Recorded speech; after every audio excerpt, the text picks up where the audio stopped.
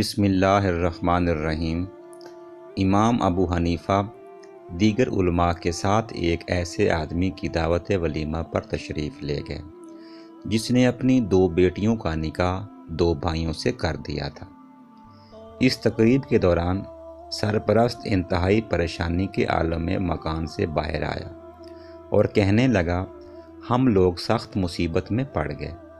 رات غلطی سے دلہن بدل گئی اور ہر ایک شخص دوسری عورت سے ہم بستر ہوا ہے۔ سفیان رحمۃ اللہ علیہ نے فرمایا، کوئی مذائقہ نہیں۔ حضرت عمر معاویہ رضی اللہ تعالی عنہ نے اس طرح کا ایک سوال بھیجا تھا۔ حضرت علی رضی اللہ تعالی عنہ نے اس کا یہ جواب دیا کہ ہر شخص پر صحبت کی وجہ سے مہر واجب ہے اور ہر عورت اپنے شوہر کے پاس چلی جائے۔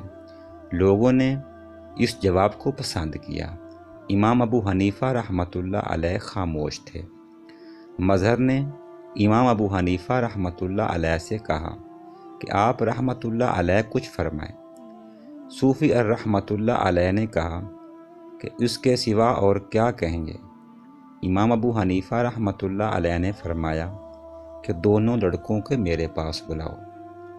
دونوں حاضر کیے گئے تو آپ رحمۃ اللہ علیہ نے ہر ایک سے پوچھا کہ رات تم جس عورت کے پاس رہے وہ تم کو پسند ہے؟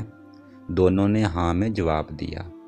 پھر آپ رحمۃ اللہ علیہ نے لڑکیوں کے نام دریافت فرمائے اور مسئلہ کا یہ حل تجویز کیا کہ دونوں مردوں کا نکاح جن عورتوں سے ہوا تھا ان کو طلاق دے دے اور ہر ایک اس سے نکاح کر لے جس سے اس نے ہم بستری کی ہے۔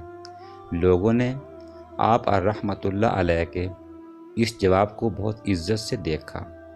مظہر کھڑے ہوئے اور آپ رحمۃ اللہ علیہ کی پیشانی کو بوسہ دیا اور کہا، کیا تم لوگ ایسے شخص کی محبت پر مجھے ملامت کرتے ہو؟ دوستو، اگر میری ویڈیو آپ کو اچھی لگی ہے تو ویڈیو کو لائک کر دیں اور چینل کو سبسکرائب کر دیں۔ بہت بہت شکریہ۔